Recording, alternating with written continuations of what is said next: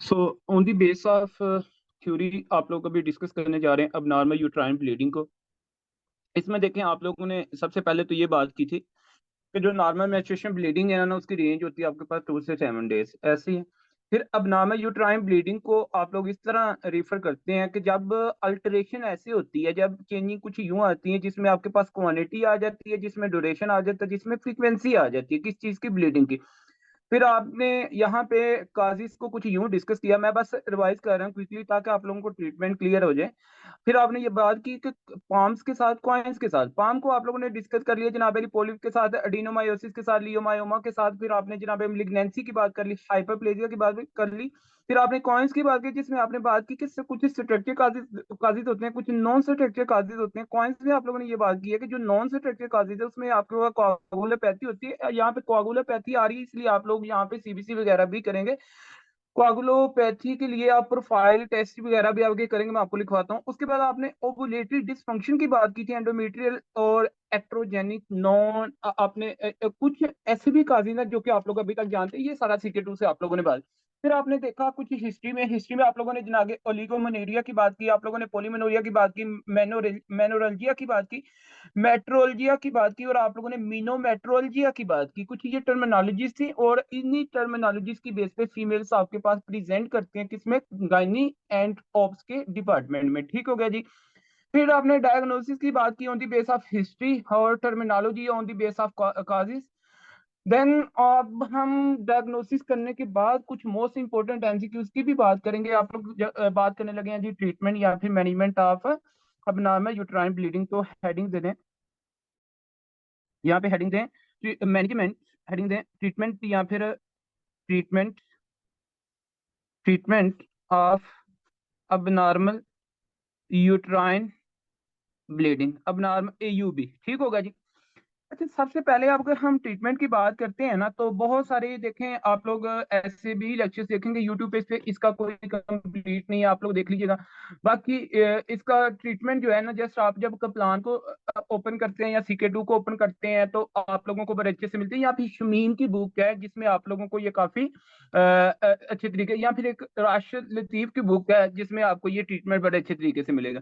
तो देखें treatment of UV की जब बात करते हैं तो यहाँ पे लिखे हैं कुछ कंडीशंस हैं, हम कंडीशंस वाइज इसको लेके ट्रीट करेंगे। अगर आपके पास मतलब किन किन कंडीशंस के अंदर पास फीमेल जो प्रेजेंट करती है और आपके पास देन उसी प्रेजेंटेशन पे कौन सी इंडिकेशन होगी ट्रीटमेंट के लिए। ठीक है, तो देखें सबसे पहले लिखें अक्यूट, इफ लिखें if acute, if acute heavy bleeding, heavy bleeding. भाई एक तो बहुत ज्यादा शॉर्ट टाइम में, और दूसरा ऊपर से हैवी है, क्या हो रही है जी, ब्लीडिंग हो रही है। ये आप लोगों का मतलब कि अब पेशेंट आया आपके पास, पेशेंट फीमेल पेशेंट है जनाबेली, वो प्रेजेंट करती है आपके पास इसमें फीमेल प्रेजेंट करती है जनाबेली अक्यूट शॉर्टली और हैवी ब्लीडिंग। देखें आप बैठे हैं जी गायनी डिपार्टमेंट में, ठीक है, हिस्ट्री में फीमेल आपको कहती है कि आप लोग ना इस फीमेल को जब वो कहती है ना मुझे बहुत ज्यादा ब्लीडिंग होती है, आप एक क्वेश्चन करते हैं उस फीमेल को। ठीक है, आपका क्वेश्चन क्या होता है, क्वेश्चन आपका ये होता है कि आप पूछते हैं कि पैड, आप पैड के बारे में पूछते हैं फीमेल से, पैड के बारे में। ठीक है, जब आप पैड के बारे में पूछते हैं तो वो अगर आपको आंसर करती है ना कि डॉक्टर साहब याद रखें कि 1 आवर में, 1 घंटे के अंदर एक पैड मतलब को यूज कर रही है, आपको वो कह रही है कि डॉक्टर साहब मुझे 1 घंटे के अंदर एक पैड यूज करना पड़ रहा है, उस टाइम आपको ये बात समझ आ जानी चाहिए कि भाई ये किसकी बात कर रही है, हैवी ब्लीडिंग की बात कर रही है। मेरा कहने का मतलब ये है, हैवी ब्लीडिंग की कुछ आपके पास इंडिकेशंस हैं, ये लिख लें प्लीज, इंडिकेशंस हैं। अब आपके पास इंडिकेशन कौन सी है, कुछ पॉइंट्स आपने याद रखने हैं। 1 आवर्स के अंदर, 1 घंटे में जनाबेली, यूज 1 पैड, यूज 1 पैड। भाई एक पैड अगर आपके साथ वो यूज कर रही है ना, मतलब कि 1 आवर में एक पैड यूज कर रही है, तो आपको पता होना चाहिए ये हैवी ब्लीडिंग का एक साइन है। ठीक हो गया जी। या फिर याद रखें कि ब्लड क्लॉटिंग बहुत ज्यादा हो, अगर एक्सेसिव या मैसिव, मैसिव की बात कर लें या फिर मैसिव की बात कर लें या फिर एक्सेसिव की बात कर लें, ब्लड क्लॉटिंग, ब्लड क्लॉटिंग, अगर ये भी बात आ रही है तो भाई क्लॉट्स बहुत ज्यादा बन रहे हैं, फिर भी आपको ये साइन किसका मिल जाता है, हाँ जी, हैवी ब्लीड, मतलब यहाँ पे ना एक तरह से फीमेल जो है ना हीमोडायनामिकली स्टेबल नहीं होती। ठीक हो गया, ये पॉइंट आपको पता होना चाहिए। ये साइन किसके हैं, ये है जी हैवी ब्लीडिंग की। फिर बात आ जाती है यहाँ पे, नंबर 2 पे लिखें, नंबर 2 पे लिखें। ये पहले कुछ ना कंडीशंस लिख लें प्लीज, क्योंकि ट्रीटमेंट की आपको यहाँ पे समझ आ जाएगी। इफ माइल्ड ब्लीडिंग, अगर तो माइल्ड ब्लीडिंग है। अब यहाँ पे आपको ये पता होना चाहिए कि आप ये मुझसे क्वेश्चन कर सकते हैं कि सर यहाँ पे ये बता दें कि माइल्ड ब्लीडिंग के आप हमारे पास कौन से साइन है। भाई हैवी ब्लीडिंग के तो आपको पता चल गई, अब माइल्ड की बात करनी है। तो माइल्ड में फीमेल आपके पास प्रेजेंट करेगी, फीमेल, यहाँ पे भी लिख लें, female, female present with, female आपके पास प्रेजेंट करेगी विद 1 आवर्स में, in 1 hour use 1 pad, use 1 pad. तो ये आपसे बात करें एक्सेसिव मैसिव ब्लीडिंग, आपके पास क्लॉटिंग होंगे। अच्छा, इसके जो साइन है ना, इसमें आपको पता होना चाहिए कि फीमेल प्रेजेंट, फीमेल प्रेजेंट, ये जनाब अली प्रेजेंट करेगी विद, फीमेल प्रेजेंट विद, याद रखिएगा, mild tachycardia, mild tachycardia, female present with mild tachycardia, ortho, लिख लें प्लीज, आर्थोस्टैटिक हाइपोटेंशन, आर्थोस्टैटिक हाइपोटेंशन। और ये मैं आप लोगों को बता भी चुका हूँ, आर्थोस्टैटिक हाइपोटेंशन की आप लोगों ने बात की। देखिए, आर्थोस्टैटिक हाइपोटेंशन का मतलब ये है कि बैठेगी ना फीमेल, और बैठे बिठाए जनाबिल जब उठेगी बाद में, तो सिनकोपी होगी। ठीक है, उसको क्या होगी, सिनकोपी एक तरह से होगी। ये आप लोगों को पता होना चाहिए।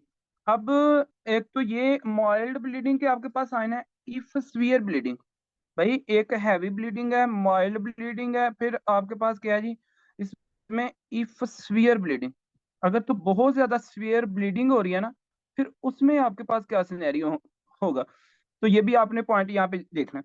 अच्छा देखें, याद रखें कि जो स्वीयर ब्लीडिंग है ना, इसमें स्वीयर टैकिकार्डिया होगा। इसके जो साइन है, female present with, female present with, present with, आपके पास वो प्रेजेंट करेगी स्वीयर टैकिकार्डिया के साथ, स्वीयर टैकिकार्डिया के साथ। फिर जनाब अली फीमेल आपके साथ प्रेजेंट करेगी हाइपोटेंशन के साथ, किसके साथ, हाइपोटेंशन के साथ प्रेजेंट करेगी। और मतलब उसका जो बीपी है ना, वो क्या होगा, डिक्रीज होगा। ये पॉइंट आपने याद रखना है। देखें, जब आपने मेरा कहने का मतलब ये है, आप गायनी के डिपार्टमेंट में बैठे हैं, ओपीडी आप कर रहे हैं, एक पेशेंट, फीमेल पेशेंट आती है, आपको कहती है कि डॉक्टर साहब अभी थोड़े से टाइम में बहुत ज्यादा ब्लीडिंग हो गई है। आपने पूछा कि पैड कितने यूज किए हैं, पैड की हिस्ट्री लेते हैं, वो कह रही है डॉक्टर साहब मैंने तो 1 आवर में 1 पैड यूज कर रही हूँ, या फिर जो ब्लड ब्लीडिंग हो रही है उसमें क्लॉट बहुत ज्यादा है। फिर एक एक तो ये देखें, एक ये कंडीशन बन रही है। सेकंड आपके पास कंडीशन क्या देगी, इफ माइल्ड ब्लीडिंग, अगर वो कहे कि बहुत ज्यादा, मतलब दैट्स ब्लीडिंग कम है, लेकिन मुझे ना मतलब ऐसे ही फील हो रहा है जैसे पल्पिटेशन, मुझे अपने दिल की धड़कन मतलब की फील हो रही है। ठीक है, फिर यहाँ फिर वो बात करें आपके साथ के, डॉक्टर साहब मैं जब उठती हूँ ना, मतलब बैठी हूँ फिर मैं उठी हूँ, मुझे चक्कर से आएंगे। ठीक है, एक तरह से। फिर एक एक तो ये प्रेजेंटेशन है। Third presentation, if severe bleeding, आप वो कहेगी डॉक्टर साहब ब्लीडिंग तो बहुत ज्यादा हो रही है, लेकिन आपको ये नहीं कहेगी, आप उसने ये कहा, हाँ जरूर कहना है कि ब्लीडिंग बहुत ज्यादा हो रही है, खून बहुत ज्यादा निकल रहा है, लेकिन मुझे ना मतलब मेरे हार्ट जो है ना, इसकी धड़कन बहुत ज्यादा तेज है। और दूसरा, जब आप उसका बीपी चेक करेंगे तो ऑन एग्जामिनेशन, जब आप बीपी चेक करेंगे तो उसका बीपी क्या होगा, कम होगा। आपको ये चीज पता होनी चाहिए। मतलब क्या कि अगर आपके पास 80 लेस देन, आपके पास मतलब क्या होगा, 80 होगा। अब जो सिस्टोलिक 120 नॉर्मल है, 100 से 120, तो ये भी आपके पास क्या होगा, कम होगा। तो ये चीज आपको पता नहीं। तो जब ये तीन प्रेजेंटेशन आपने देख ली पेशेंट में, अब इन तीनों सिचुएशंस का जो ट्रीटमेंट है वो क्या होगा। सबसे पहले तो आप पेशेंट को क्या करेंगे, स्टेबल करेंगे, क्योंकि भाई ब्लीडिंग हो रही है, कोई भी कंडीशन है उसमें आपने पेशेंट को क्या करना है, स्टेबल करना है। तो स्टेबल करने के लिए आपने क्या करना है, याद रखिएगा, स्टेबल करने के लिए आपको पता है, यहाँ पे लिख लें अब इन सब का ट्रीटमेंट, इन सब का ट्रीटमेंट लिखना है। फर्स्ट क्या करना है आपने जी, फर्स्ट आपने स्टेबल करना है patient, first stable to patient, stable to patient. सबसे पहले तो आपका काम क्या है कि भाई वहां पे दूसरी मेडिसिन ये वो टेस्ट वगैरह करवाने पे नहीं आपने मतलब कि चले जाना। आपने मजीद आगे की बातें नहीं सोचनी। आपने वहां पे पेशेंट को क्या करना है, स्टेबल करना है कि भाई जो जो कंप्लेन आ रही है आप उसको स्टेबल कर लें। आप नंबर वन इसकी ट्रीटमेंट में क्या करते हैं, ये बातें याद रखिएगा प्लीज, ये ट्रीटमेंट में लिख लें। सबसे पहले आप इसमें लार्ज बोर आईवी लाइन लगाएंगे। टू लिख लें प्लीज, टू लार्ज बोर, हाँ जी, जिसको कनोला मतलब के आईवी, ठीक है, आईवी मतलब के लाइन लगाएंगे, ठीक होगा जी। Two large bore IV line set करें, ठीक हो गया, ये आप लोग लगाएंगे। जैसे ये आप सेट कर लेंगे तो आपने क्या करना है, एंड गिव आप उसको जनाबली एंड गिव आईवी फ्लूइड। आप उसको आईवी फ्लूइड जो है ना मतलब के लगाएं। अब आईवी फ्लूइड में आपके पास जनाबली क्या है, आप लोग बड़े अच्छे तरीके से जानते हैं, आप उसको देंगे रिंगल लैक्टेट। हाँ जी, कौन सी आप मतलब के नॉर्मल फ्लूइड लगाएंगे, रिंगल रिंगल लैक्टेट। तो ये आप लोगों ने मतलब उसमें क्या करना है, यूज करना है। देखें जो बातें एग्जाम पॉइंट ऑफ व्यू से इंपॉर्टेंट होंगी वो मैं आप लोगों को हाईलाइट करवाऊंगा, बाकी जो चीजें हैं वो आप लोगों को हॉस्पिटल ओरिएंटेड पता होनी चाहिए, ठीक है, तो आपकी नॉलेज के लिए भी। अब आते हैं जी, आगे बात कर लेते हैं जो फिर इसके बाद आपने क्या करना है, आपने ये इसको मतलब कि स्टेबल कर रहे हैं, ठीक है, और ताकि ये हाइपोवोलीमिया ना हो जाए। अच्छा, अब यहाँ पे नंबर टू पे जो ट्रीटमेंट में आपने क्या करना है, क्रॉस मैचिंग। आप क्या करवाएंगे, क्रॉस मैचिंग करवाएंगे। क्रॉस मैचिंग क्यों करवाते हैं पता है ना, cross matching and blood transfusion. आप जनाब अली क्या करेंगे, ब्लड ट्रांसफ्यूजन करवाएंगे। अब यहाँ पे क्वेश्चन ये रेज होता है कि आप ये बताएं, आप पूछ सकते हैं मुझसे कि सर ये बताएं कि यहाँ पे अब ब्लड ट्रांसफ्यूजन की जो हमारे पास एक तरह से इंडिकेशंस हैं, हम मतलब किस बेस पे इसको मतलब के लगाएंगे। अगर देखें ना, अब एज के हिसाब से आप लोगों को पता होना चाहिए, एचबी का आपको पता होना चाहिए उस टाइम के भाई इस बंदे की सीबीसी आपने करवाई है, सीबीसी एक टेस्ट करवाते हैं उससे आपको एचबी का पता चल, और कितनी एचबी होगी तो देन आप एलिजिबल हैं, इस चीज की इंडिकेशन है कि आप लोग ब्लड ट्रांसफ्यूजन करेंगे। तो इसमें दो ऑप्शंस आप लोगों को पता होने चाहिए, लिख लें प्लीज इसकी जो इंडिकेशन है। जी डॉक्टर दुरान आप बिल्कुल ठीक कह रहे हैं।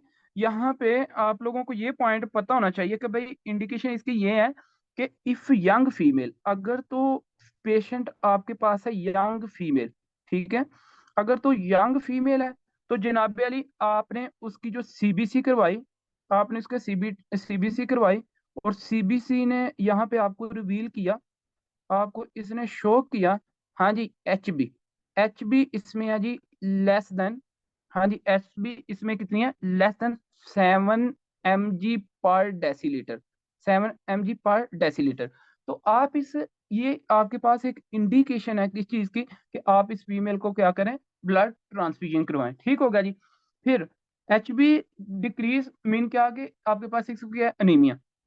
फिर इसके बाद जनाब अली की बात करते हैं, अगर आपके पास इफ ओल्डर फीमेल, अगर ओल्डर वुमेन है आपके पास, तो आपको पता होना चाहिए आपने करवाई उसकी सीबीसी। सीबीसी में अब जनाब अली उसकी जो एच बी है ना वो आपके पास है लेसन 9 mg/डेसीलीटर, 9 mg/डेसीलीटर। देन ये एक सेकंड इंडिकेशन है कि आप इसमें क्या करेंगे, ब्लड ट्रांसफ्यूजन करेंगे। या फिर इसमें एक और भी बात याद रखिएगा, ये जो ओल्डर ओल्डर ओल्डर आपके पास मतलब कि वुमेन है ना, इनमें एक तो सीबीसी आपके पास लेस देन 9 mg/डेसीलीटर, या फिर कोई और आपके पास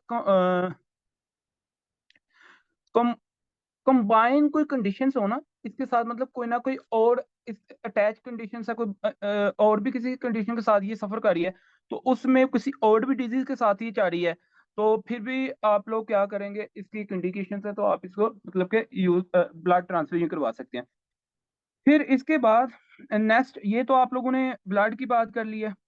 थर्ड नंबर पे आपने ट्रीटमेंट में क्या करना है, आप जनाबेली देते हैं आईवी एस्ट्रोजन। आप लोग क्या यूज करते हैं, आईवी एस्ट्रोजन। अभी यहाँ पे ना एक बहुत ज्यादा इंपॉर्टेंट क्वेश्चन है, इसका एमसीक्यूज भी आता होता है, ये एक मतलब की फैक्ट भी इन्होंने लिखा है, याद रखिएगा। आईवी जो आपके पास है ना, आईवी एस्ट्रोजन, इसके बारे में आपको ये पता होना चाहिए कि ये क्या करता है, स्टॉप, हाँ जी, IV estrogen stop to bleeding. भाई इट इज हेल्प इन या play role, help help in stop to bleeding. ये ब्लीडिंग को स्टॉप करवाने में क्या करता है, हेल्प करता है। ये एक बड़ा इसका इंपॉर्टेंट पॉइंट है और आप लोगों को इस चीज का पता होना चाहिए। अच्छा जी, अब देखें, ये जो आईवी एस्ट्रोजन है ना, एक तो आपने आपको मैंने शॉर्ट बात ये बताई कि ये stop to the bleeding, bleeding को क्या करता है, स्टॉप करता है। Sir can't give oxytocin, no no no no, oxytocin मतलब फॉर विच पर्पसेस, मतलब आप यहाँ ऑक्सीटोसिन क्यों? तो यहाँ पे एक आपने बात की याद रखनी है, हाँ नो डाउट के ऑक्सीटोसिन भी कंट्रैक्ट ब्लड वेसल, और आप इसको इसमें पीपीएच के अंदर यूज भी करते हैं, पीपीएच में यूज भी करते हैं। लेकिन यहाँ पे आपने साथ में ना इसकी जो एंडोमेट्रियम है उसको भी मेंटेन करना है। देयरफॉर यहाँ पे जो आपकी बेस्ट ऑप्शन है वो आईवी एस्ट्रोजन है। तो ये भी साथ में लिख लें कि stabilize, stabilize to endometrial lining, stabilize to endometrial, endometrial lining, endometrial की जो लाइनिंग है उसको भी ये साइड बाय साइड स्टेबल करने में रोल प्ले करते हैं। लेकिन एक बात याद रखें, and typically stop bleeding within 1 hour, typically and typically stop, and typically stop bleeding, and typically stop bleeding within, हाँ जी, विद इन 1 आवर, 1 घंटे में जनाब अली इसको क्या कर देती, ब्लीडिंग को स्टॉप कर देती। ये बात आप लोगों को पता होनी चाहिए, ठीक होगा जी। फिर नेक्स्ट बात कर लेते हैं, यहाँ पे मैं एक आपको ना नोट लिखवाऊंगा, ये बड़ा एक इंपॉर्टेंट है, बाकी तो इसके ट्रीटमेंट में ये सारी ऑलमोस्ट चीजें आ रही हैं। तो ये एक आपने नोट भी लिखना है, 3 से 4 फिक्रे लिखेंगे, खूबसूरत से करके लिखें और उनको फिर सारी जिंदगी याद भी रखें अपनी प्रैक्टिस में। वो यूं है कि जनाब अली, इफ ब्लीडिंग स्टॉप,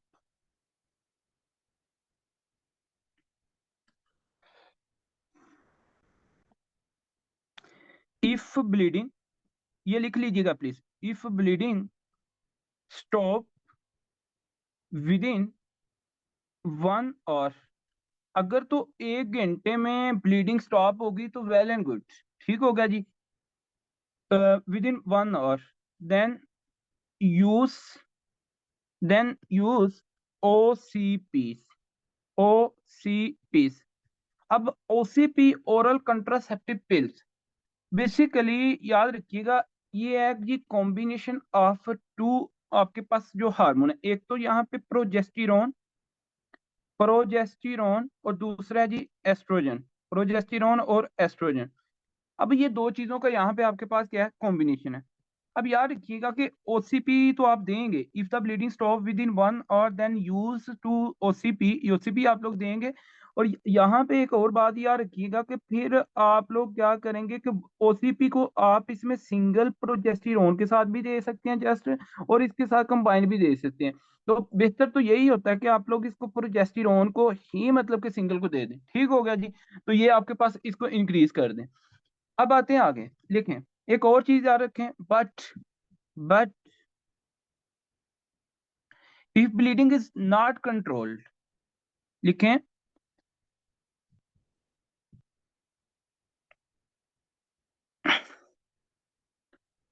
हम्म, एक और चीज, एंड ये भी लिखें पहले, and if estrogen, and if estrogen is contraindicated. ये बात मैं आपको बताने लगा हूं कि क्यों, आप अभी मैंने आपको कहा ना कि ब्लीडिंग स्टॉप हो जाए अगर विद इन 1 आवर, तो देन यूज ओसीपी, ओसीपी के अंदर आपके पास आपको पता है प्रोजेस्टेरोन भी और एस्ट्रोजन। मैंने फिर ये कहा कि अगर बेहतर तो यही है कि आप प्रोजेस्टेरोन को फिर लेवल इंक्रीज कर दें। अब आपको यहाँ पे ये क्वेश्चन होना चाहिए था कि सर प्रोजेस्टेरोन को ही क्यों इंक्रीज कर दें, तो लिख लें if estrogen is contraindication, contraindicated, can give, can give, can give high dose, लिखने please, can give high dose, high dose progesterone, proges progestin, progestin की आप जनाबेली थेरापी फिर करते हैं, ठीक हो गया।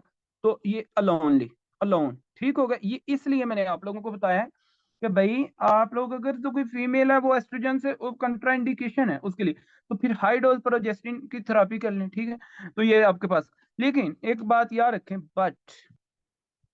but if bleeding but if bleeding is not controlled, अगर ब्लीडिंग कंट्रोल ही नहीं हो रही, नॉट कंट्रोल विद इन, हाँ जी, 12 to 24 hours, with in 12 to 24 hours, तो देन याद रखिएगा आप एक मेथड करते हैं, वैसे आप वो सर्जरी के अंदर आ जाता है आपका, वो लिखते हैं अभी, जिसको आप डीएनसी कहते हैं। डीएनसी का मतलब क्या है? Dilation and curettage. DNC is often often indicated. ये फिर आपकी इंडिकेटेड मतलब के बन जाती है, आपको पता होना चाहिए उस टाइम कि आपने डीएनसी करनी है, डायलेशन एंड क्यूरिटाज करना है। इसको लिख लें, dilation and curettage. Dilation and DNC का मतलब ये होता है कि आपके पास जनाबेली इसमें सर्विक्स में यहाँ पे मतलब कि ये फ्लोपियन ट्यूब्यूला, ये फंडस है, यहाँ पे ये आपके पास मतलब कि बॉडी ऑफ द यूट्रस है, और बॉडी ऑफ द यूट्रस यहाँ पे फिर नीचे आपके पास जनाबेली इसमें क्या है जी, इधर सर्विक्स। तो फिर आप लोग क्या करते हैं, सर्विक्स को यहाँ पे डायलेट करते हैं, सर्विक्स को डायलेट करते हैं और क्यूरिटेज करते हैं, और एंडोमेट्रियम के यहाँ से फिर मतलब कि रिमूव करते हैं। ठीक हो गया? ये आप लोगों को पॉइंट इसमें पता होना चाहिए। अगर अगर नहीं होता तो याद रखें, एक और भी बात याद रखें कि अगर आपने ये डीएनसी नहीं करनी, अगर फिर भी मतलब डीएनसी के बाद भी नहीं आपके पास होता, फिर आप एक काम करते हैं, आप क्या करते हैं, यहाँ पे आपको पता है ना कि स्पाइरल आर्टरीज होती हैं, यहाँ पे क्या होते हैं, स्पाइरल आर्टरी, उनकी फिर मेन आर्टरी भी होती है। अब यहाँ पे जो आर्टरी होगी ना, आप उसमें क्या करेंगे, यूट्राइन, याद रखिएगा, यूट्राइन लिख लें, uterine artery, uterine artery embolisation, uterine artery embolisation. मतलब क्या कि आप यहाँ पे कोई ब्लॉकेज वगैरह लगा देते हैं, यहाँ पे कोई आप मतलब के क्लॉट वगैरह ऐसा पैदा करते हैं जिसकी वजह से आगे ब्लड नहीं जाएगा। जब ब्लड नहीं आपके पास जाएगा जनाबेली, क्या नहीं होगी, फिर ब्लीडिंग नहीं होगी। कहने का मतलब ये है कि मेरा कहने का मतलब आपसे ये है कि if bleeding is not controlled within 12 to 24 hours, then DNC is often indicated, but still if not cured the bleeding, not stop the bleeding, then the indication will be uterine artery embolization।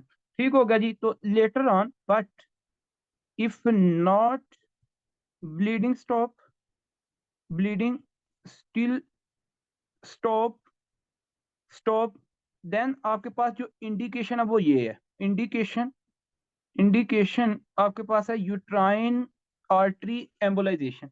ये मेरे ख्याल में आपको point clear हो गया, मुझे जल्दी से बताइएगा प्लीज, ये पॉइंट क्लियर हो गया? फिर अगर ये भी नहीं ना होता, आपको पता ये चला कि जनाबेली यूट्राइन आर्टरी एम्बोलाइजेशन से भी नहीं मतलब कि काम चल रहा, फिर आप क्या करते हैं, इफ स्टिल फेल्ड, लिख लें, if still fail to stop bleeding, stop bleeding, अगर फिर भी ब्लीडिंग स्टॉप नहीं ना हो रही, फिर आपके पास जो ऑप्शन है वो क्या है, एस्ट्रेक्टमी है। वो आपके पास ऑप्शन क्या है, एस्ट्रेक्टमी है। तो लिख लें प्लीज, एस्ट्रेक्टमी। तो ये फिर आपके पास ऑप्शन जो है ना मतलब कि बाजात ये आप लोगों को पता होना चाहिए। जल्दी से इसको रिवाइज कर लेते हैं, मेरे ख्याल में आपको बातें इसकी समझ आ गई होंगी। वन टाइम मैंने अभी ये कहा कि 3 प्रेजेंटेशंस होंगी, अक्यूट हैवी ब्लीडिंग होगी, माइल्ड ब्लीडिंग होगी, स्वीयर ब्लीडिंग के साथ आएगी। फर्स्ट आपने फीमेल पेशेंट को जनाबेली क्या करना है, स्टेबल करना है बाय, हाँ जी, by setting 2 large bore IV line and giving the IV fluid, Ringer lactate, और आपने फिर side by side cross matching करवा लेनी है। ठीक हो गया? ब्लड अगर जरूरत पड़े, बहुत ज्यादा ब्लड कम है, तो फिर आपने ये दो सिचुएशन देखते हुए ब्लड को मतलब के ट्रांसफ्यूज करवाना। फिर आप क्या करते हैं, आईवी एस्ट्रोजन देते हैं, जो कि आप ये भी आपको पता है कि responsible for stopping the bleeding. ठीक हो गया जी? और आप फिर एस्ट्रोजन का ये भी काम है कि ये स्टेबलाइज करते हैं एंडोमेट्रियल लाइनिंग को। ठीक है? और टिपिकली ये मतलब कि stop the bleeding within 1 hour. अगर 1 आवर के अंदर अंदर ये आपके पास बात आ जाती है next, if bleeding stop within 1 hour is okay, well and good, then आप क्या करते हैं, यूज कर लेते हैं ये ओसीपी। इफ एस्ट्रोजन इज कंट्रा, अगर कोई फीमेल एस्ट्रोजन से कंट्रा इंडिकेटेड, तो आपने क्या करना है, जस्ट आपने हाई डोज प्रोजेस्टिन थेरेपी करवानी है अकेली। लेकिन फिर भी अगर ब्लीडिंग नहीं कंट्रोल हो रही 12 to 24 आवर्स, देन आपने डीएनसी करनी है। अगर डीएनसी से भी ब्लीडिंग नहीं स्टॉप हो रही, तो आप यूट्राइन आर्टरी एम्बोलाइजेशन कर सकते हैं। देन अगर फिर भी नहीं हो रही तो आप क्या कर सकते हैं, एस्टेक्टमी कर सकते हैं। यही चीजें आप लोगों की इसमें लिखी होंगी, तो देख लें एक दफा। अक्यूट हैवी ब्लीडिंग, इसमें क्या है, high dose estrogen IV stabilize the endometrial lining. ये मैंने आपको बात बता दी है कि एस्ट्रोजन का काम क्या है, स्टेबलाइज करती है किसको, endometrial lining, and typically stop the bleeding within 1 hour. ये बात आपकी क्लियर होगी। Transition to combined oral contraceptive pills, ये बात लिख लें प्लीज, कंबाइंड लिखें, लिखें कंबाइंड ओरल कंट्रासेप्टिव पिल्स। आप ये कंबाइंड भी दे सकते हैं। अगर तो स्टॉप हो गई तो वेल एंड गुड, अगर तो stop combined oral oral contraceptive pill, अगर तो स्टॉप होगी तो आप विद इन 1 आप क्या कर सकते हैं, ट्रांजिशन टू कंबाइंड ओरल, इसको मतलब कि उस उसमें रिप्लेस कर दें, एंड ऐड करें progestin when bleeding is stabilize. ठीक हो गया जी। If estrogen is contraindicated can give high dose progesterone therapy, अकेले में दे सकते हैं। if bleeding is not controlled within 12 to 24 hours तो then DNC is often indicated। तो ये बात आपको अगर फिर भी नहीं होती तो फिर हेस्टेक्टमी है। हेस्टेक्टमी के आगे क्या इंडिकेशंस हैं वो आगे बाद में बात करते हैं। Any question up to this please. ये था जी आपका एक अभी हमने प्रेजेंटेशन की है उसकी मतलब ट्रीटमेंट। तो सेकंड जो सिनेरियो है वो ये है कि ओवुलेटरी ब्लीडिंग। हाँ जी, सेकंड जो सिचुएशन है, ओवुलेटरी ओवुलेटरी ब्लीडिंग। अब ओवुलेटरी ब्लीडिंग का मतलब क्या है वो तो आप लोग जानते हैं सारी थ्योरी से। बेसिकली इसका जो सेकंड आप ब्रैकेट में नेम लिखेंगे वो भी आप लोगों को हेल्प करेगा। आप एक तरह से लिखें मेनोरल्जिया, मेनोरल्जिया। ठीक होगा जी। अब मेनोरल्जिया मेरे से आप बेहतर जानते हैं, आप लोगों को बड़े अच्छे तरीके से पता है कि increase amount of flow more than 80 ml of the blood loss पर साइकिल। अगर किसी बंदी का जनाबे Ali more than 80 ml blood है, आपको पता है ना नॉर्मल 40 से 80, तो अगर किसी का मोर देन 80 ml ब्लड पर साइकिल के हिसाब से मतलब के लॉस होता है ना, पर साइकिल के हिसाब से लॉस होता है, तो इसको आप क्या कहते हैं, मेनोरेल्जिया कहते हैं। ये बात आप लोगों को मेरे ख्याल में बताने की जरूरत नहीं है, आप लोग पहले भी जानते हैं। या फिर आपने ये कहा था कि अगर किसी की ब्लीडिंग प्रोलॉन्ग्ड हो जाए, इतनी प्रोलॉन्ग्ड हो कि वो आपके पास flow of bleeding more than 8 days. हाँ जी, फ्लो ऑफ ब्लीडिंग, भाई ब्लीडिंग ब्लड जो है ना बहता जा रहा है, हाँ जी, मोर देन 8 डेज। अगर तो 8 डेज से ज्यादा मतलब कि ब्लड बहता है फिर भी आप मेनोरेजिया ही इसको कंसिडर करते हैं, और may lead to the anemia. भाई आपके पास ये क्या करवा सकते हैं, अनीमिया। ये बातें तो आपने करी हुई हैं, लेकिन आप बात करते हैं आप ट्रीटमेंट की। तो याद रखें इसमें जो आपने ट्रीटमेंट ऑफ चॉइस है ना वो आपके पास क्या होगी, ये लिख लें प्लीज। ट्रीटमेंट ऑफ चॉइस आपने जो मतलब कि करनी है वो आपके पास क्या है। अच्छा, अब ओवुलेटरी ब्लीडिंग में ना क्या होता है कि menses irregular and heavy menses आपके पास मतलब कि आते हैं। ठीक है, ये बात आप लोगों को पता होनी चाहिए। या फिर लॉन्ग ड्यूरेशन के लिए मतलब कि आते हैं, ये बात मैंने आपको बता दी है कि भाई इसमें आपके पास मेंसेस इरेगुलर या फिर हैवी मेंसेस आते हैं, या फिर लॉन्ग ड्यूरेशन के लिए मतलब कि मेंसेस आते हैं। अब इसका जो ट्रीटमेंट ऑफ चॉइस है वो लिखें जल्दी से, और ताकि इसको हम आगे वाइंड अप कर सकें। तो नंबर 1 आप लोग लिखेंगे, if patient is haemodynamically stable. If patient is haemo haemody if patient is haemodynamically dynamically stable, अगर तो वो डायनामिकली मतलब उसके ब्लीडिंग का मतलब वॉल्यूम जो ब्लड है उसमें कोई मसला नहीं है, डायनामिकली वो स्टेबल है, तो आप मुझे एक बात बताएं कि भाई क्या यूज कर सकते हैं। अभी थोड़ी देर पहले ऊपर भी बात की है कि अगर कोई फीमेल है वो स्टेबल है तो देन आप क्या यूज कर सकते हैं, can give progesterone containing OCP. हाँ जी, क्या देंगे, गिव गिव प्रोजेस्टिरोन प्रोजेस्टिरोन चलें लिख लें, कंटेनिंग प्रोजेस्टिरोन कंटेनिंग ओ सी पीस ओसीपीस। ठीक हो गया जी। अब यहाँ पे ना ये बात आप लोगों को पता होना चाहिए कि भाई एक तो ओसीपी के बारे में आपको पता ही है। अच्छा, ये जो है ना आप क्या कर सकते हैं कि आप दे सकते हैं इसको ओरली, लिख लें, ओरल दे लें इसको जनाबली, आप ओरल दे लें, या फिर आप इसको इंजेक्टिबल क्या कर लें, इंजेक्टिबल। तो इंजेक्टिबल प्रोजेस्टिन प्रोजेस्टिन, ठीक हो गया जी। अब उसके बाद क्या है कि आप जनाब अली इसमें इंसर्ट करें, हाँ जी, आप क्या करें, इंसर्ट करें, insert a progestin, insert a progestin by IUD, by IUD, intrauterine device के थ्रू। तो इंसर्ट कर लें आप। इसमें क्या करना है कि पेशेंट इज हीमोडायनामिकली स्टेबल है, अगर उसको जनाबे लिए दूसरा मसला नहीं है, फ्लूइड की तरफ से कोई मसला नहीं, तो give progesterone containing OCP, oral या फिर इंजेक्टेबल प्रोजेस्टेरोन आप दे सकते हैं, ठीक हो गया जी। तो पता ये चला, या फिर आप प्रोजेस्टेरोन को इंसर्ट कर सकते हैं। कहने का मतलब ये है कि ये आपके पास टू मेथड्स हैं एक तरह से, जिनसे आप लोग प्रोजेस्टेरोन को दे सकते हैं अगर तो फीमेल पेशेंट हीमोडायनामिकली के स्टेबल है। फिर एक बात और आपको पता होना चाहिए कि यहाँ पे एक तो आपने ये कहा, एक नंबर वन तो आपने ये दिया, ठीक है, नंबरिंग देते रहे ताकि आपको ये चीजें क्लियर होती जाएं। नंबर टू पे आपने जो देना है ना यहाँ पे, वो ये है कि ट्रांस, लिख लें please, tranexamic, tranexamic acid, trans trans tranexamic, ये एस नहीं है इसमें, ठीक है, ट्रांस एक्जेमिक एसिड।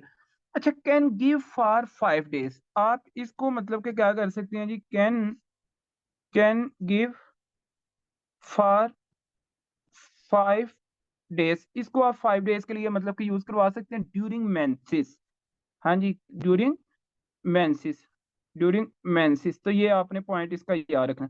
अच्छा, एक बात यहाँ पे याद रखिएगा, ये जो है ना ट्रांसएक्सिमिक एसिड, इनकी सॉरी एसिड, इसकी क्या होती है, इसकी कंट्रा इंडिकेशन है कुछ। कंट्रा इंडिकेशन ये है कि जहां पे आप इसको यूज नहीं कर सकते, एक तो आप इसको डीप वेन थ्रोम्बोसिस में नहीं कर सकते यूज, दूसरा आप इसको जनाबे अली अगर किसी फीमेल पेशेंट की हिस्ट्री है, किसकी स्ट्रोक की हिस्ट्री ऑफ स्ट्रोक, अगर किसी बंदी की स्ट्रोक की हिस्ट्री आ गई तो वहां पे भी आपने इसको यूज करते वक्त थोड़ा सा मतलब कि अवॉइड करना है, ये बात याद रखिएगा।